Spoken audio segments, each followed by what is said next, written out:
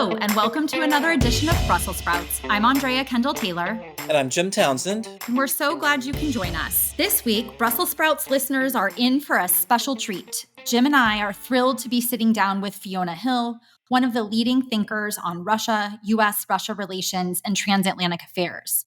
Our conversation takes place against a dizzying backdrop of issues, including Russia's escalating attacks on Ukraine and its civilian centers, political unrest in Ukraine over moves by the Zelensky government to strip anti-corruption agencies of their independence, the third round of talks between Russian and Ukrainian officials in Istanbul last week, which resulted in a prisoner exchange agreement, but no sign of any potential agreement for a ceasefire.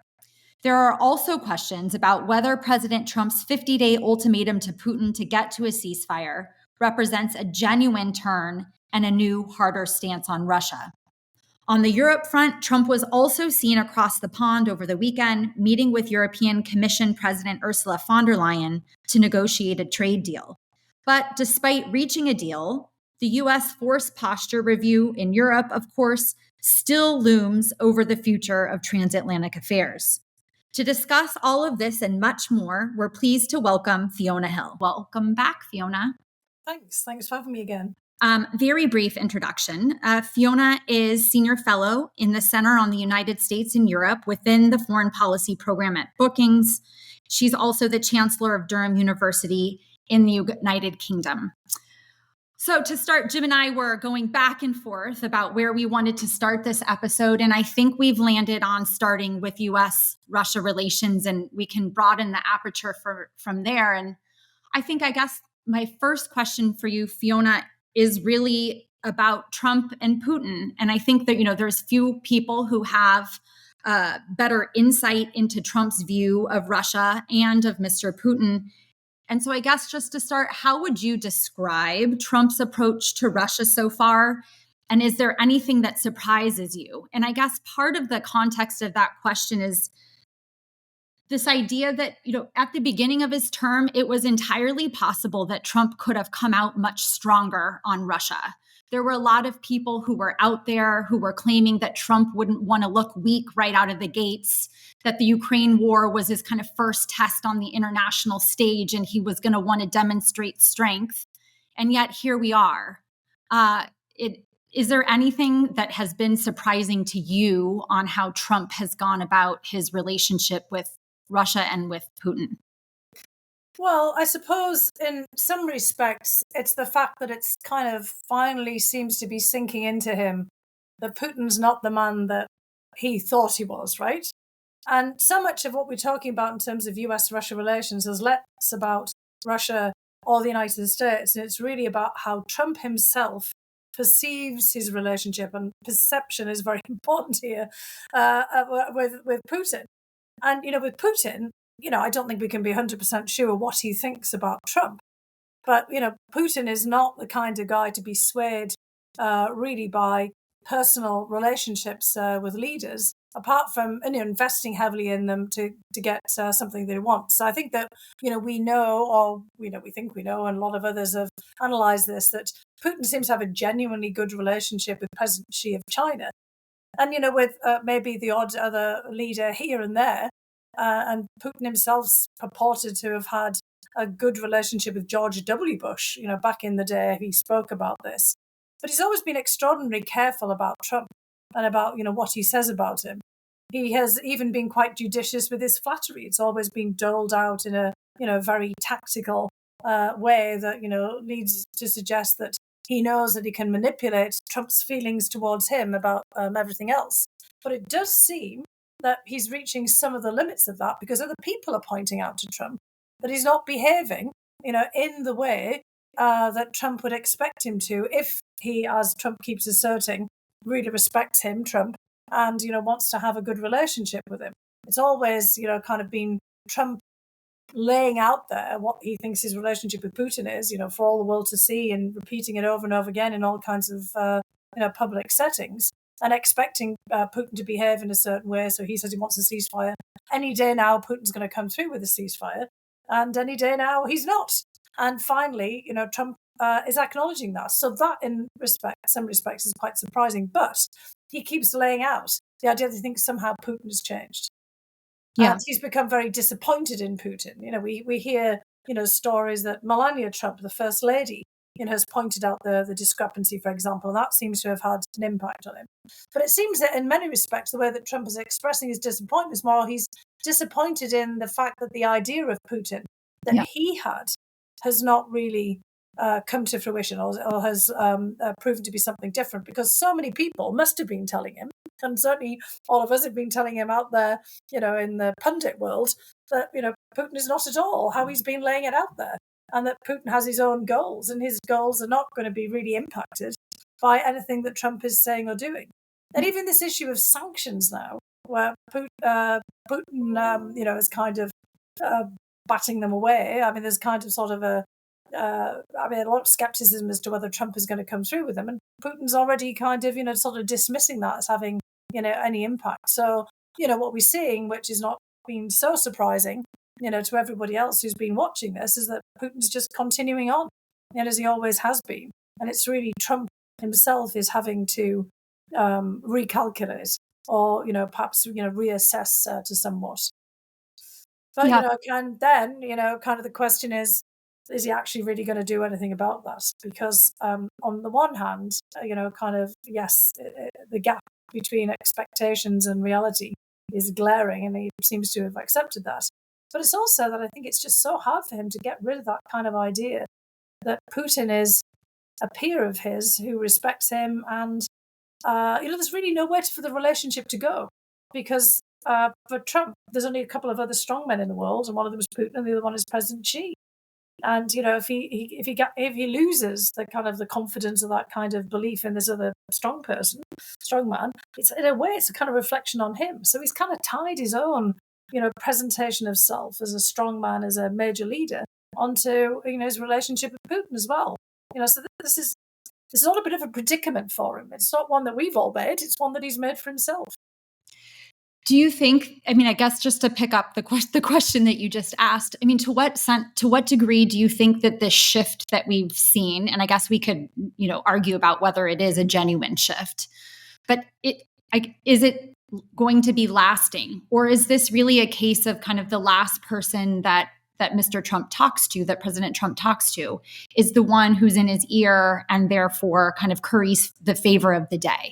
So, So is it just a case that he'll have another conversation with Putin? Putin kind of says the right things, and then he's back to where we were before, and then he talks to President Zelensky and kind of hears something that he thinks is compelling. Like, do you think that we will see any consistency from President Trump in the U.S. Russia relationship, or are we kind of destined over the next several years to kind of see this constant flip-flopping and inconsistency just based on kind of who he's talking to in the argument of the day? Yeah, look, the pattern, as you've laid out there, seems to be one of flip-flops, right? We've yet to see the pattern break.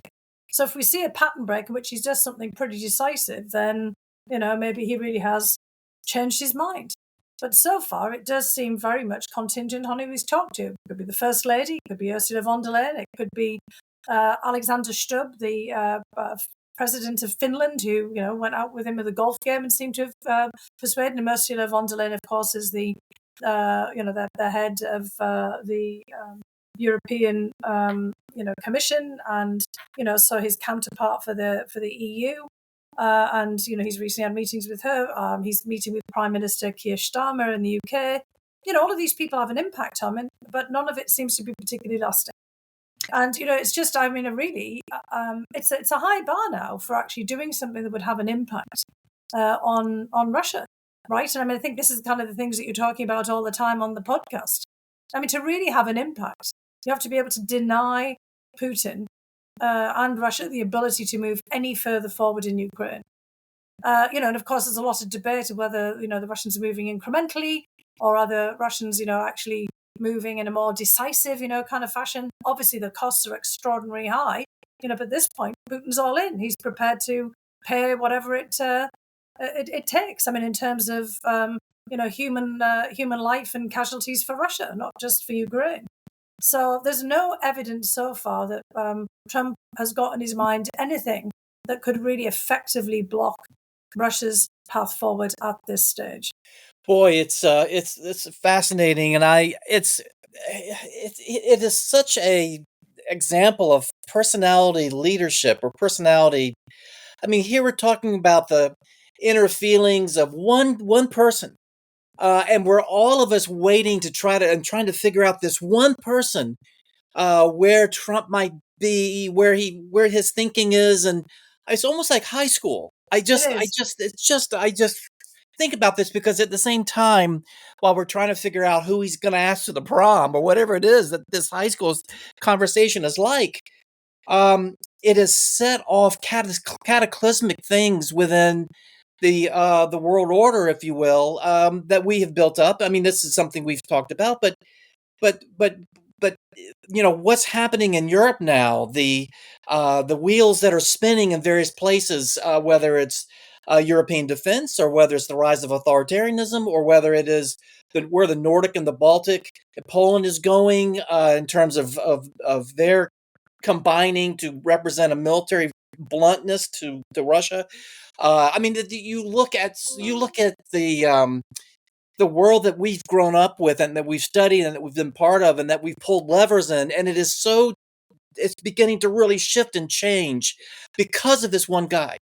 And it's just it just, as I sit here and as I grapple with trying to describe what this thing is, where does this take us then? Watching Trump, trying to second guess Trump, trying to second guess how Putin is going to react, et cetera, et cetera. Watching Europe now spinning in a vortex. It's just as this summer quiet hits us in Washington, I just can't imagine where we're going in the fall. I just can't imagine where we're going. Look, I'm with you here, and I'm sure that everybody's listening to this is too. It's almost a parody of foreign relations, right? I mean, I said that the first Trump administration, my experience was like being Alice in Wonderland, going down a rabbit hole and, kind of ending up at the Mad Hatter's Tea Party and, the Red Queen's Garden Party. And now I feel like it's Alice Through the Looking Glass. And if everybody wants to go back and read that one, it's where fairy tales come to life. It looks like normal life, but it's all in reverse. Right. You end up with the Jabberwocky, kind of a nonsense poem. You've got Tweedledum and Tweedledee. You've got all kinds of just ridiculous things happening. And you're trapped. And you think, what, we're doing this again? And everything revolves around, characters. And this is a very complex world that we're in. I mean, we're seeing the breakdown of a system that's held things together for 80 years. Right. It's a system that was, of course, led and put together by the United States. It's the United States, or one person and a group of people around him, who are actually dismantling it. And, basically the United States saying, sorry, I don't want to be part of any of this anymore, but I still want to dominate it. I still want to have my say and, kind of everybody to do what I say they do.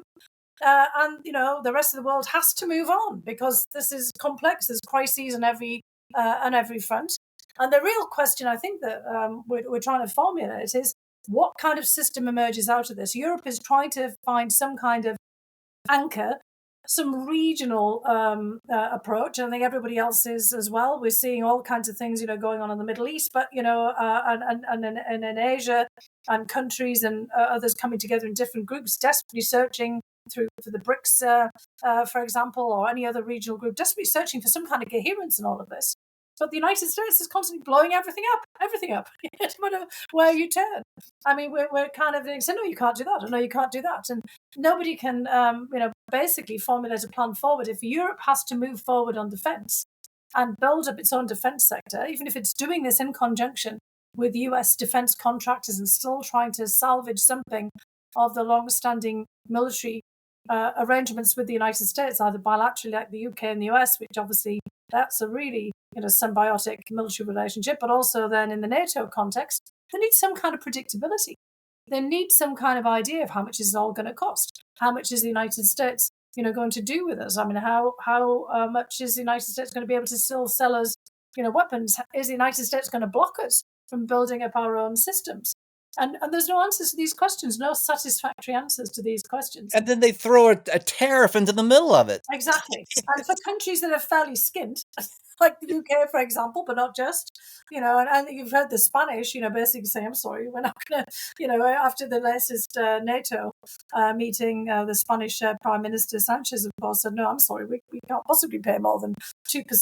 We've got our own issues here, and, we're just not going to do that. You've got a lot of countries really sort of feeling like they're hitting, kind of a financial cliff here. And all of this is doing is just making things more and more complicated for them. So again, all we can be certain about is uncertainty, for the foreseeable future. And the United States is one of the biggest sources of that uncertainty and insecurity for everyone. And I've described this in other settings, and I'm sure you'd say the same thing. I mean, right now for Europe in particular, not really the rest of the world, they're trapped between a rock and a hard place. And the rock is Russia, which seems to be, kind of hardening more and more with the militarization of the economy and Putin's attitudes towards things, which doesn't mean to say that, Russia's about to invade, the next nearest European country all the time. It's certainly hardening in its attitudes and, its kind of ability to project that hard power. And then, the hard place is the United States because you just can't figure it out. You have no idea where it's going.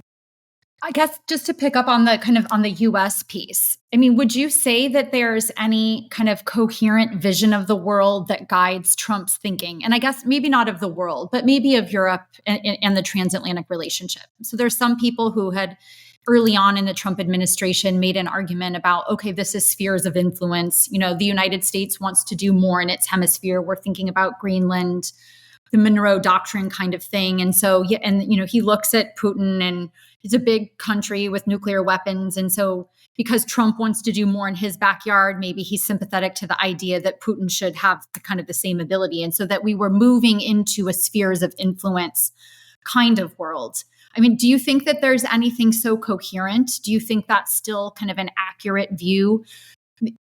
What is there anything that in your time that you sat in the NSC kind of working these issues, was there any kind of constant factor that you think shapes Trump's view towards Europe and Russia? Or is it really just kind of, he has that uncanny ability to try to put his finger on the argument that seems to have the most traction?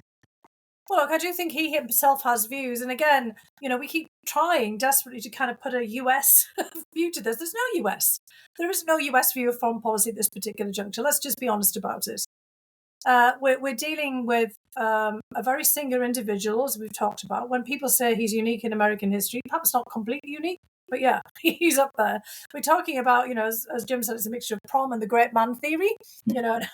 We're desperately, as he's saying, Andrew, trying to put this, kind of basically ideological debate. You've got this camp and that camp, and yes, there's still some of that out there. There are people in Congress and in the Senate who have views on foreign policy. There are some cohorts of people who debating about China and Russia, or the appropriate role for the United States, still thinking about spheres of influence for sure. And Trump does think about that. And I do think he does look at the world as a giant piece of real estate. And he's thinking that Greenland and Canada, the way that he talks about it, Canada was a bit of a surprise to me, to be frank. I mean, Greenland, I'd sort of anticipated because that came up the first time, which was, it's literally the original greenfield property. Nobody's really developed it. It's not called brownland, so it's not brownfield, it's not something that you're trying to redevelop.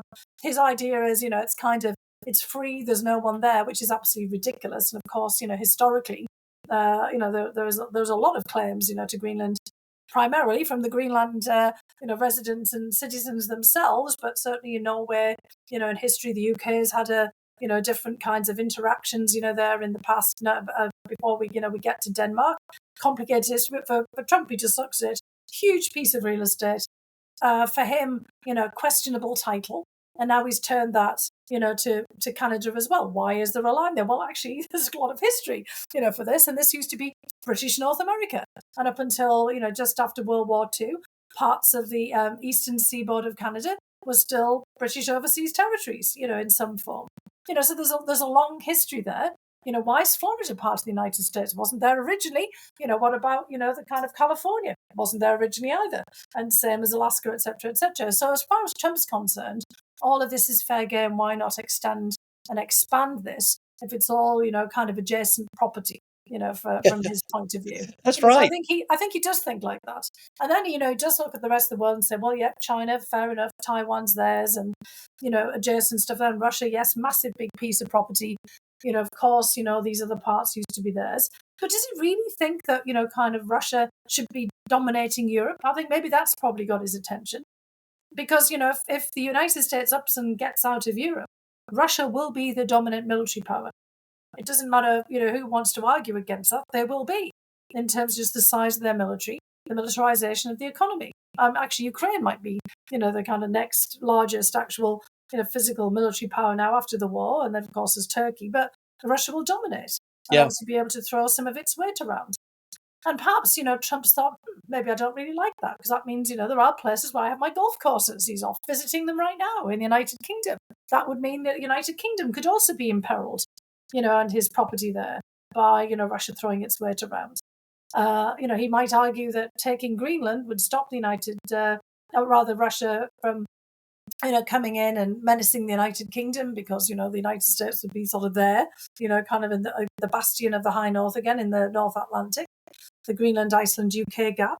But, kind of, if he really starts to think about it in that way, given his own affiliations and, historic ties to his family in Germany as well, to at least the western part of Europe, maybe at some level leaving Europe to be part of Russia's hinterland, or, basically sphere of influence, isn't perhaps where he personally wants to see things.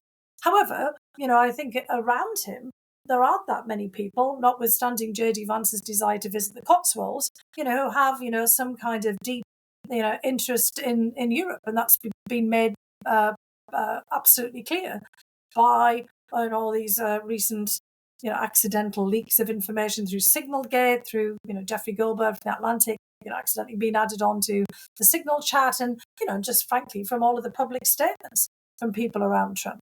So, again, it gets back to Trump and himself and his own thinking about things. But yes, the world is one big, real estate deal for him.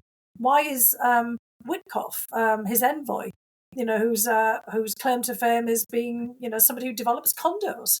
And obviously he's probably quite good at deal making in that regard. But, Trump, I think, has a bit of a leap and a jump that he has to make about geopolitics. And that gets us back to, why does he misread Putin? Because for Putin, this isn't just about real estate. This is about myth-making, about Russian history. It's about his sense of self and his identity. It's the manifest destiny of Russia.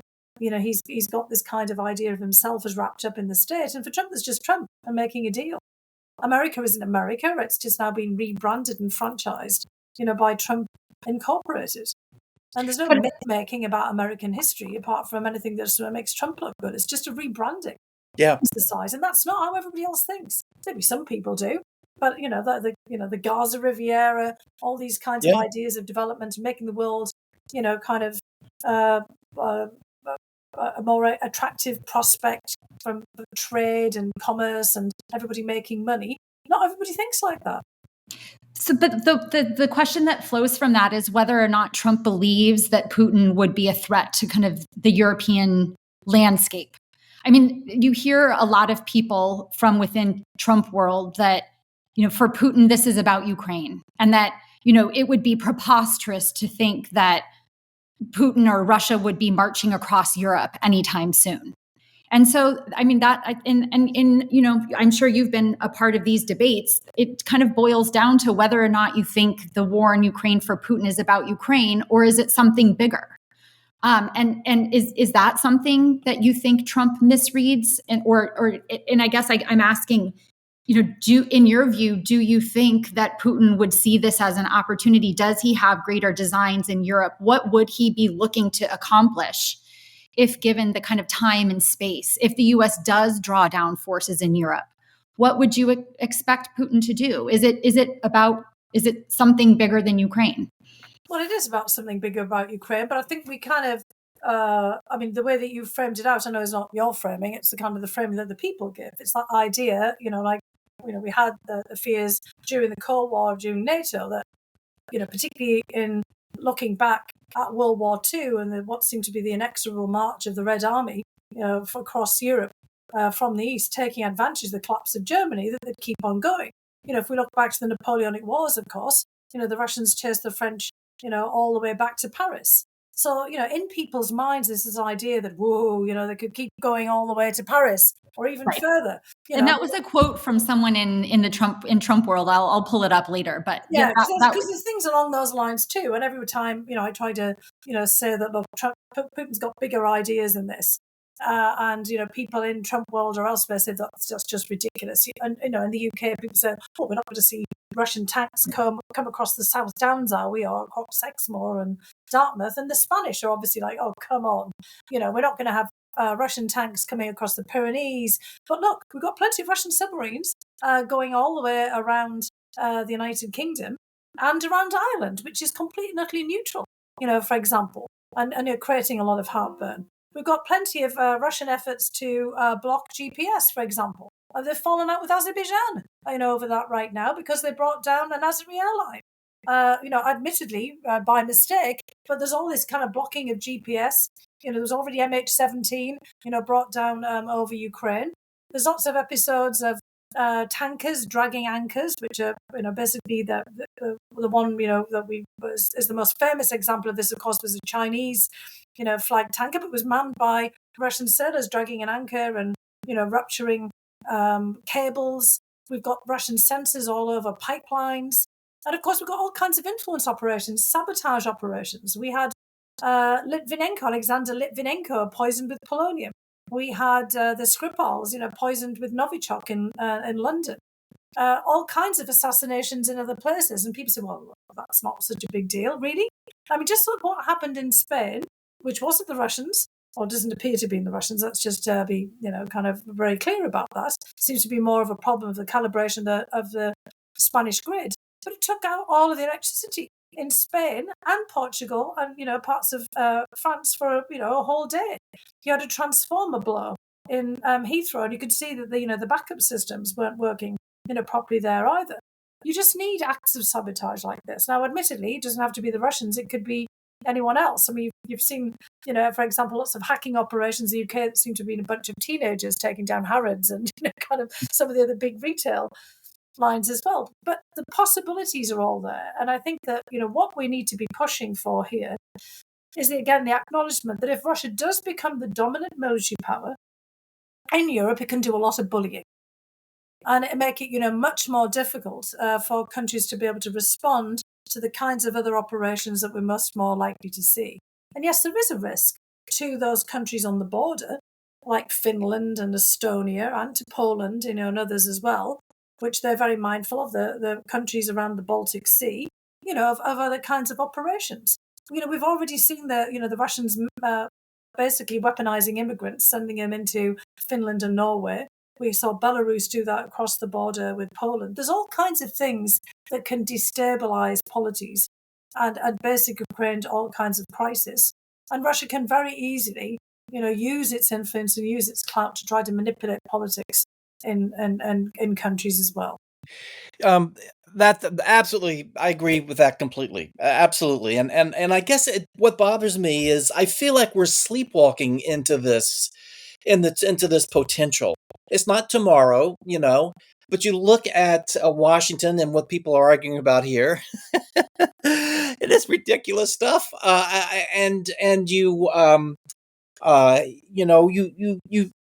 it just, I feel like we're living in this unreal world, and that we're just, not that we need to have a, some kind of speech to the American people, but there's just this unreal feeling, particularly here in Washington, about what the future could hold, and that it's just not grasped by people who should. I guess that's what bothers me. It's for people who should be talking about this, being concerned about this, who in the past have been, they're not talking about it. And they might even realize it and everything, but they're afraid to talk about it. Or if they do, they're shouted down because it's not America first or whatever it might be. And I feel that we're sleepwalking into a very dark period. And so my question is, as a historian, how do you feel about this? I mean, it's a great parlor game to say this is the 1938 moment. No, this is a 1940 moment because and we can play that game. But I mean, I won't consider myself a historian, but I certainly have studied it and read on it and think about it all the time. And I have a very uneasy feeling about it. I've been reading some really interesting bits talking about the late 30s, and and I'm not going to start the poor parlor game here, but I don't know. How does this make you feel about where we're going as a historian, and you know what's happened in the past? You Well, know about the rise and fall of great powers and yeah, how it's yeah. happened slowly or fast. How does this? What feeling does this unease give you besides unease? Yeah, there's a lot of unease. Well, there's a couple of things going on here, and in many respects, we're sort of knocking ourselves out of contention, and Yeah, we're reducing our capacity to be able to act in a very dangerous set of circumstances, some that could, prove to be existential, and that's because we're, even trying to deny that the world around us is literally changing. And whether we, want to ascribe climate change to man-made factors or that the climate's just changing. We've got a lot of problems on our hands here. The storms are getting, much more extreme. That's a matter of fact. And we're actually reducing our ability to be able to deal with those. to And, organize the we're world to deal also with it. kind of reducing the ability of our own population to be able to survive. Yeah. Because, we're cutting back all of the insurance that the federal government actually provided to, kind of underpin people in the darkest, most difficult times. Yeah. So what I worry about in the United States in this particular context is state failure, not overall, because states very rarely completely collapse and disappear, although plenty have in antiquity. We can look back at the Mayan Empire, the Aztecs, obviously lots of different, factors at play there. The Roman Empire, but, Rome's still there and Italians are still there, kind of, but, they're a far diminished, version of, what they were before.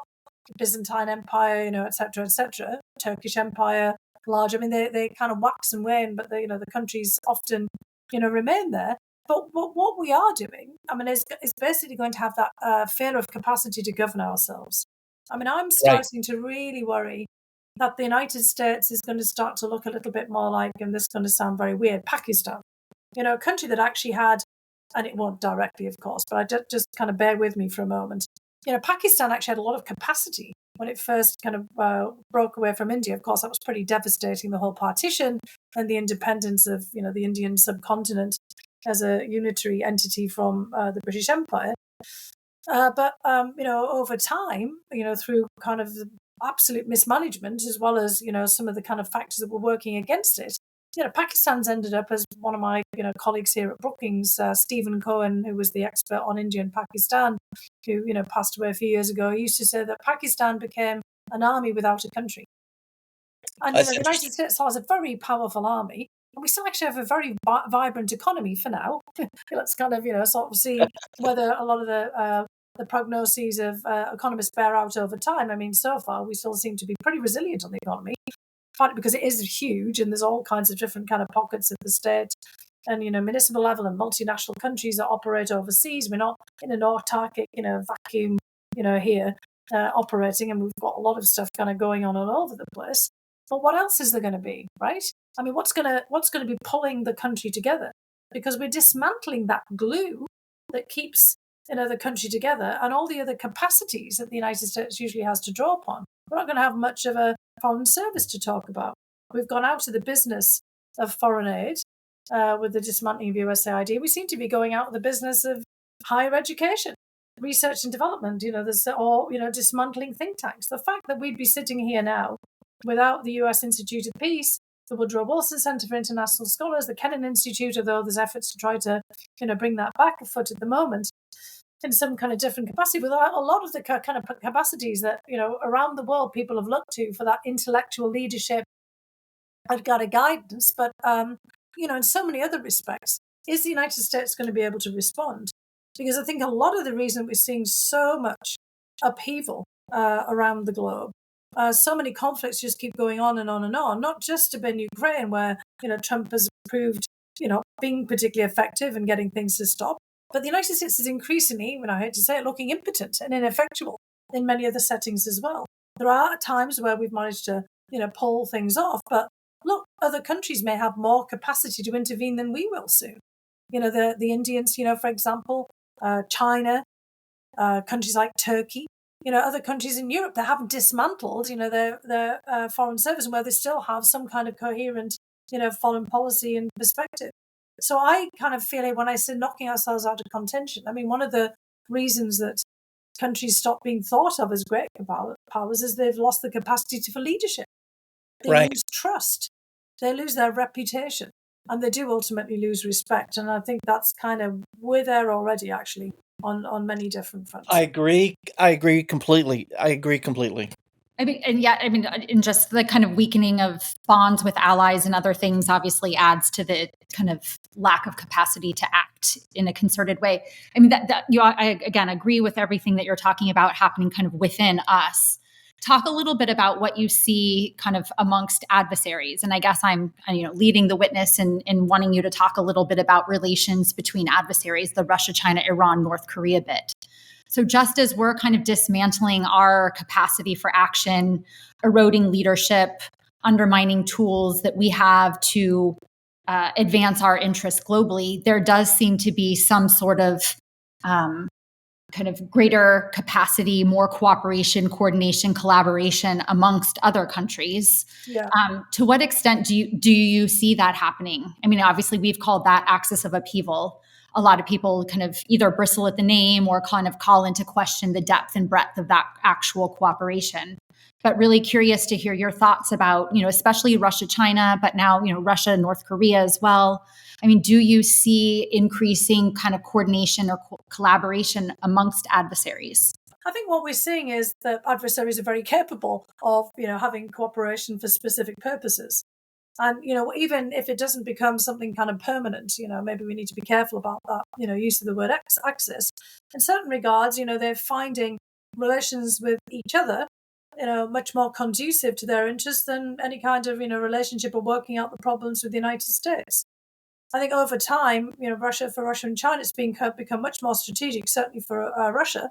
But as we know from the recent discussions with Wang Yi and the European High Representative, so basically the counterparts from China in the EU, and the comments that he has made about wanting Russia to succeed in the war in Ukraine, and it's got nothing to do with Ukraine, but all about the United States. It kind of shows that countries have other interests and other desires to support, then their relationship with the United States isn't always uppermost. Now, it might have been in the case of China uppermost in, wanting to see the United States influence reduced and thinking that, kind of a Russian victory of sorts in Ukraine would help that along. But you also then see that, obviously for Russia, having that relationship with China economically, strategically, militarily is obviously much more important than it is to have a close relationship with the United States. There's nothing really that the United States can offer Russia apart from moving away and just disappearing that could outweigh its relationship with China, because it's all trade with China, it's proximity with China, the largest border, it's all about kind of security, and Russia sees China as the future. Now, what China thinks about Russia, beyond actually wanting Russia to be out there as a kind of a sort of attack dog and a partner in we would say the pointy end of their spear. Great disruptor. Yeah, exactly. As a disruption, obviously there's the Xi-Putin relationship, which seems to be genuine, at least as far as people assess it. It's not that China sees Russia as essential to its future, but Russia certainly sees China as essential. Now, in North Korea, that one is one that we should be worried about. And I think that the US does have some concerns about it. Obviously, North Korea has now created what looks like a pretty important, certainly for both sides, military partnership. Russia's getting, extra bodies to throw out the war in Ukraine. North Korea is getting, all kinds of military training, but also now more assistance from Russia with its own kind of military buildup, and, by reports, it's also its nuclear ambitions. So that is really problematic. That was not where we were before. And it doesn't look like the United States could also woo North Korea away in the way that, Trump tried the first time. It looks like Trump is eager to go back to that again, but the world's changed. It's moved on. And with Iran, I mean, I think there's still a lot the United States could give to Iran, actually. And I mean, in part, that's because of the history of the Iranian-US relationship. At the same time, for Iran, it's got very important relationships with China, not so much with North Korea. So I think, that's quite limited. But Russia showed that it wasn't really there for Iran during Iran's darkest moments. There's a lot of contingencies there in the Iranian-Russian relationship, but Iran sells a lot of, oil to China. There's, an important relationship for Iran with China there. China helped, broker the Iranian Saudi Arabia detente, I suppose one would call it, really, rather than a peace agreement over Yemen, in an earlier kind of period. But yes, I think Iran does want to have, some kind of deal with the United States. But again, there's limits, so in every case, all of these countries have come together because of their own interests. Some of it is basically shaped by negative responses, frankly, towards the United States. But the United States doesn't really seem like it's capable of offering inducements to any of them to dramatically change their relationship. So I think what we're really seeing is dwindling currency of the United States diplomatically and politically. And skill. As the United States dollar dwindles in terms of, kind of its strength in global markets as well, which, Trump seems to want that for, US export purposes. But we're just seeing overall a movement away from the United States. And many of these relationships that have been forged over time between China and Russia have been because of the United States and mutual antipathy towards the United States. And now they're at the expense of the United States.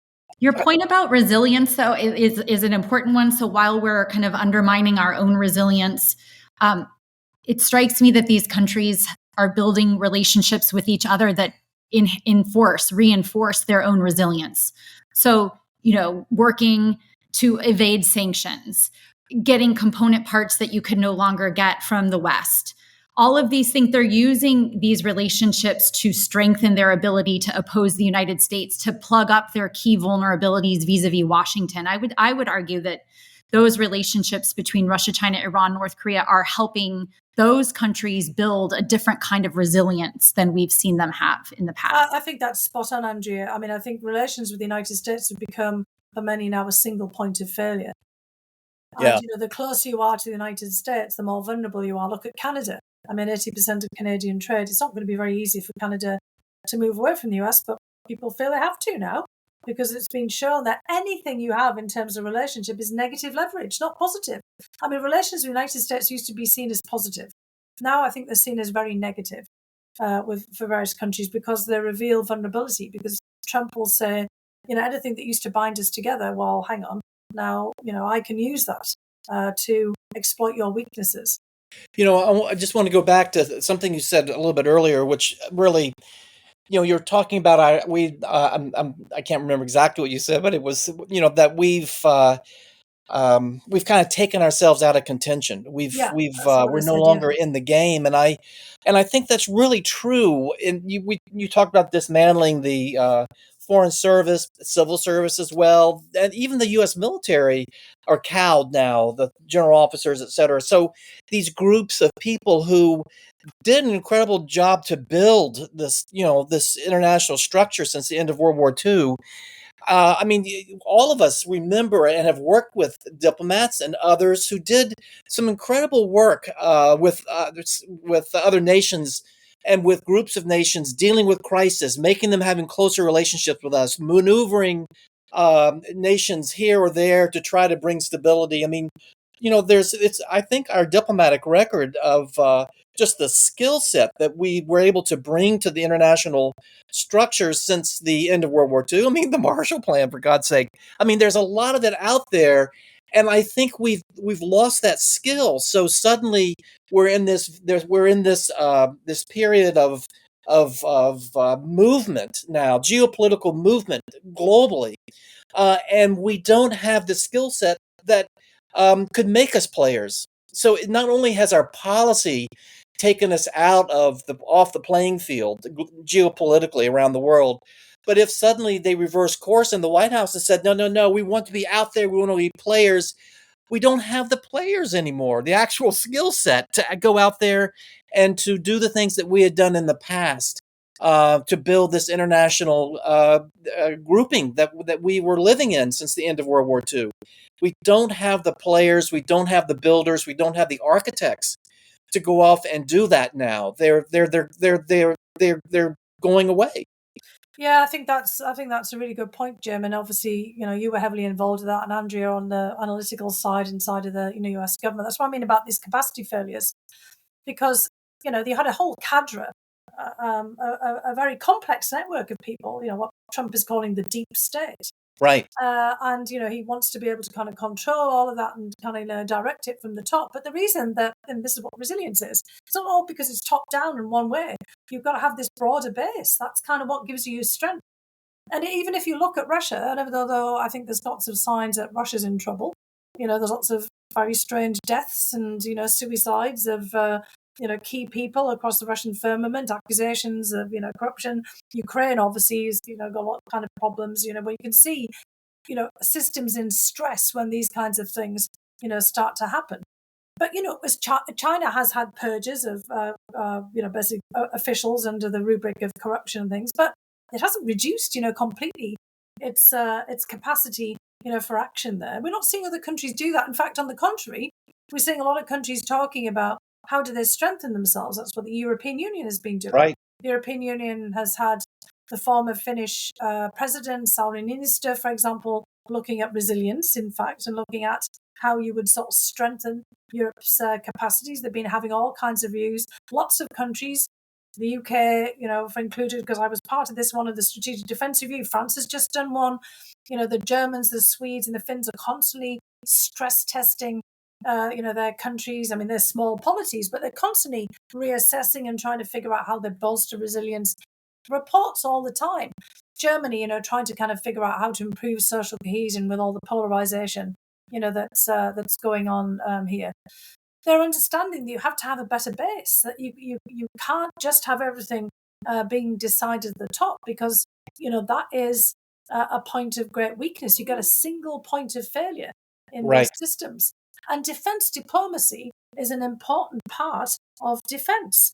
I mean, we remember General Mattis when he was Secretary of Defense under the first Trump administration talking about, I need more bullets, if I don't have the State Department. Yeah, there's so many things that you need to preempt. And defense is about that. Defense, not offense, it's about deterrence. When you're building up your defense, you're trying to do, everybody wants to be the porcupine, that you're trying to kind of, basically make yourself a very unattractive target for others.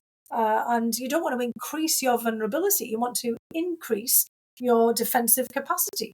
And we're doing the exact opposite at the moment. Yeah. Because, basically, people in the, who are at the top of the Pentagon and elsewhere not recognizing, what it actually takes to build, more resilient societies. I mean, it's not that all the people starting off, from World War II onwards were absolute idiots, as Trump is often saying, in terms of building up United States capacities, including, the remnants got now of a welfare state. That was all meant to make a stronger society, so that people weren't weak and weren't vulnerable, and would be able to kind of withstand all kinds of problems. And I mean, I think that's kind of the problem that we've had now. We learned all these lessons in World War II. And, we built things up for a certain purpose, which is to make sure that we couldn't be buffeted by all of, the major changes that might be coming our way over time. And, I think we're just going to have to end up going back over the tracks that we've all been on over the last 180 and, 50 years in having to sort of go back, to basics at some point, because we are going to be in such a state that we won't be able to deal with major crises and catastrophes. I think we're already seeing that, with many of the natural disasters that we're facing, that we don't have those capacities to respond. And then the kind of question is, beyond major defence issues, is can the states and local governments pick up where the federal government is now gone and Right. just left? And I mean, again, we had the federal government intervening because of major crises, economic crises, social crises, and other form of crises. It was meant to be an insurance policy. And I think, we've lost that, defense diplomacy, insurance, the ideas of deterrence. I mean, all of these kinds of things and the importance of, as you've already just said, Jim, external diplomacy. And, as Andrea, has epitomized in her own career, that analytical capability. We want people to know what's going on. You're not going to be able to sort of be standing there in a local, major crisis, looking on the internet, to try to kind of figure out what are you going to do. Yeah. I mean, I'm sorry, it's kind of, I mean, you sometimes I feel like you've got to just have the gallows humor about it, because it is, I mean, at times just ridiculous to think that we're in this kind of situation having to talk about this, because it's obvious to everybody and anybody that this is not the way to, address the problems that we have. And, just to underline something about Andrea, she's smiling as I say this, but truly the community that you came out of, and thinking about, I mean, my work with the intelligence community, I was so impressed with the skill and the experience that had built up, that a lot that we had learned from the Brits and from others over time. I mean, the U.S. intelligence community is relatively new when you compare it to European nations and the experience and sophistication that they brought to the intelligence world and the analytical world, to the diplomatic world. We're new, frankly, since World War II, a lot of it. And to have built up the foreign service, the civil service, the intelligence service, the military service to what it is now, gosh, you can lose it so quickly. And I think we are seeing that. Going back, Fiona, to what you were saying, we're seeing that right now. I have so many friends who have called me, asking for help on jobs, asking about their careers and this and that. And that's just my little world. It is something that, whether it's Andrea's intelligence community or what all of us have seen, it is something you cannot replace except through generational change. No, and people are also going to go overseas too, Yeah. and have a massive brain drain. I mean, the United States has always had a brain gain, but that's the action on visas and attacks on higher education. All of this, goes back again, as we were saying, to World War II, to a response to catastrophe. Yeah. And the United States had an amazing opportunity to build itself up, and to do that in conjunction with allies 80 years ago.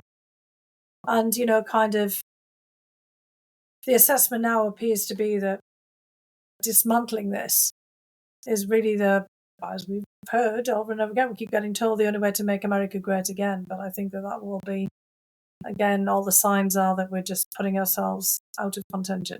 Yeah. Because we need to be doing, as other countries have already assessed, having taken a long, hard look at all of this in a very systematic way, we need to be doing the exact opposite. Yeah. Well, I hate to take us off on a tangent, but maybe just to take us back where we started for this closing bit, and thinking of the resilience piece, because Fiona, you mentioned kind of both sides, Russia and Ukraine, demonstrating signs of strain with the kind of mysterious deaths and other things happening in Russia, and obviously these anti-corruption moves by the Zelensky government, kind of both sides really showing the signs of strain. When you look at where we are in the conflict, where do you see things headed? I mean, I know we don't necessarily have the definitive answers, but can Putin continue this forever? I mean, are we going to sit down with you 3 years from now and kind of be in a similar place? Can Putin stay at this forever? Does he want to stay at it forever? Can Ukraine withstand? I mean, how do you think? I mean, obviously, it's in a crisis, the resilience in a crisis. But when you look at the two sides, what do you see? Yeah, look, it's not inconceivable this could keep on going, for a longer period of time, because we might just end up in a situation where, again, I mean, the Russians keep on pulling up enough capacity to kind of keep on moving forward incrementally, in the sense of taking more Ukrainian territory, retaking the territory they kind of lost after the initial, kind of offensive. And the Ukrainians, just keep on getting, enough help to kind of keep on hanging on, but, never able to kind of basically get that front line completely, solidified, which is, of course, where Andrea Zagodanyuk, the former Ukrainian defense minister, and many other commentators suggesting, we have to move to, so that the current front line just stops, and, you basically create some immovable object that, Russia can't move any further from. That's probably one of the few, ways in which this literally does get to a halt. So then, you've got to kind of be constantly making sure that Russia can move no further, and basically trying to ratchet up the discomfort at least for Putin. But that's not where we are right now. So it's entirely conceivable, as I said, that we never provide the Ukrainians just enough aid to quite get there, and even when we get there, not kind of quite enough to be able to push things in a different direction. We could end up in a really, really horrible situation of, it's not really a stalemate, but it's kind of a sort of standoff that's still very volatile, and still a lot of violence, and we've seen that in many places around the world, and historically. Do you think there's anything that the Trump administration could do at this stage? Well, I mean, again, we've been seeing this right from the beginning. If Trump himself got really serious about helping Ukraine to get into that sort of situation, then it's not inconceivable. But frankly, he stopped this from happening. This could have happened before he even came in office. I think we see all the time a cause and effect. When he was in Mar-a-Lago, for that whole 6 months plus when the Ukrainian aid was suspended, that was a pretty critical time for Ukraine. Ukraine lost a lot of ground literally then. And that was on him, kind of when he was out of office, blocking, Congress and so on. And he remains a major obstacle. And the people around him. But the thing is, it's not just him. There are an awful lot of people around him, as we know, who really feel very strongly that the US shouldn't be helping Ukraine. Lots of people make analogies with Vietnam, for example. They see Ukraine as a corrupt, kind of failing state that we shouldn't be helping. People like J.D. Vance and others see this as a war of choice. The United States is engaged in they don't make any distinction between the United States getting involved in Iraq and Afghanistan, which obviously this is very different. What's happening in Ukraine, so there's a lot of factors that are pushing against the United States really being, in the forefront there. But there is a kind of a question, and this gets back to what we were talking about before, about whether the United States actually assists or blocks Europe and European countries from doing more. And that's where we get back to where we started from, about all the uncertainty economically with tariffs, about whether Trump feels he wants to be supportive of Europe going a lot its own way in terms of building up its defensive capacities. And that gets back again to those mindsets and those debates about where Europeans see Russia, and that kind of risks about what Russia wants to do in Europe over the longer term. And we'll be constantly in these debates. I don't think we'll ever get these fully resolved. But again, it is a certainty that if Ukraine fails, and if we keep going on the trajectory we are, that Russia will be the dominant military power for Europe. Absolutely. And will be able to throw its weight around. Yeah. Irrespective of whether it's going to send a tank over someone's border or a ballistic missile or anything, it'll be throwing its weight around. There'll be more and more aggression, particularly at the high seas, and in influence and other operations, sabotage, political influence, etc. And that will keep Europe in a state of upheaval and turmoil for, from here, for the foreseeable future. Absolutely. And that's what we really want to stop. You want to have to stop Russia from messing about. Yeah. Well, that's the call to action that we can leave the podcast on. I mean, this was a really excellent discussion. Thanks, Fiona. So far-reaching. I think we covered a lot of really important ground, and I really enjoyed the discussion. So thanks for being back with us, and we'll have to check in the not too distant future. Thanks. I mean, I'm sure for a lot of the listeners, we all sounded a bit exasperated. I think, I was trying to think of a more optimistic note to end on, and I just couldn't get there in my mind. It's hot weather out there. I think everybody feels a little frazzled under these circumstances, and kind of there's the heat of uncertainty as well as the the kind of the heat of our Brussels sprouts are wilting. Let's just put it that way. There's nobody loves soggy Brussels sprouts. Yeah, I know, not at all. There's something about this summer. Washington at this point empties, and things are quiet, and things are hot and humid, and people are gone. Work slows down, and suddenly you start to really think, and that's when you can have a real good podcast. yeah, but the world is not taking a vacation. That's what we have to remember. I know. Yeah, unfortunately. I know. Well, thank you again, Fiona. Yeah, thank Well, you. thanks, Andrea. Thanks, Jim. That's really great to be with you as usual. Yeah, see you soon. Thanks. Thank you for listening to another episode of Brussels Sprouts, brought to you by the Transatlantic Security Team at the Center for a New American Security. You can find all of our previous episodes wherever you get your podcasts. And please remember to rate and review Brussels Sprouts so that new listeners are able to find the show.